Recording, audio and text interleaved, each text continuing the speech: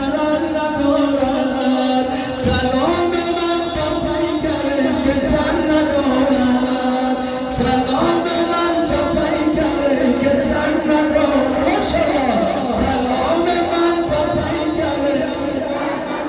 بی کربلا سلام من سینه بزن